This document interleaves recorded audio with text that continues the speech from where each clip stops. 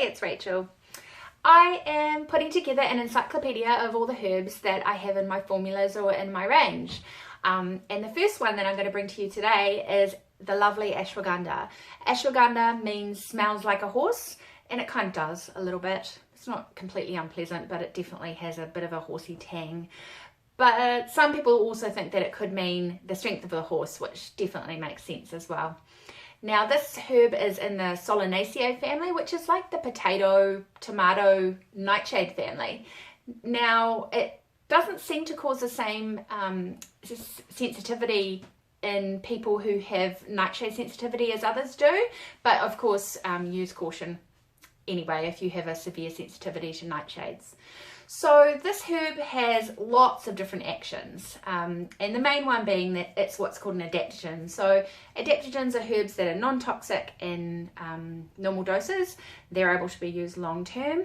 They have what's called an amphoteric or dual directional action. So that means that if let's say your immune system is low, it will build it up. If it's high and overreactive, it will help to dampen it down. So they have that kind of action throughout the whole body.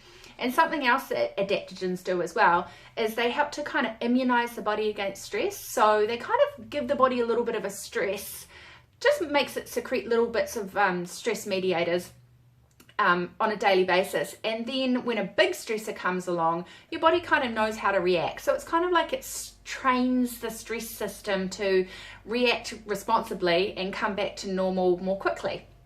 So yeah, ashwagandha is great for that. So it's great for anybody who is stressed out to the max. And also, I think that this particular herb has a real affinity for the nervous system as well. So it's the really great herb for people who get really stressed out and then they get really anxious. They feel overwhelmed. They're like, oh my God, it's the end of my life.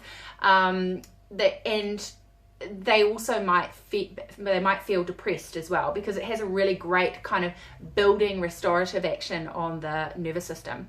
It's also great for those people who are tired throughout the day because their cortisol is all out and they're all stressed out, but then they can't sleep at night, because the other botanical name for ashwagandha is Withania somnifera.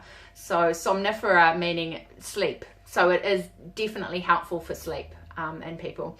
The other couple of things that I would mention for ashwagandha are that it helps with thyroid dysfunction. So it's amphoteric for the thyroid. And also it helps to, it has an anti-anemia type action. So it's great for women that maybe get heavy periods, have a lot of stress in their life and things like that as well. Now, as far as recipes goes for this, you can always I often make a really beautiful rose and ashwagandha latte, which is just a teaspoon of each and some hot milk with some coconut oil I use, and chuck a few raspberries in there. And it's beautiful. Just heat it up and have it before bed, and it's a great bedtime drink. Now, ashwagandha we have as a single, so you can buy it by itself, but it's also in our Bliss Brew, which is a great stress busting drink for any time of the day. Anyway, so stay tuned, because next time we're going to be talking about astragalus.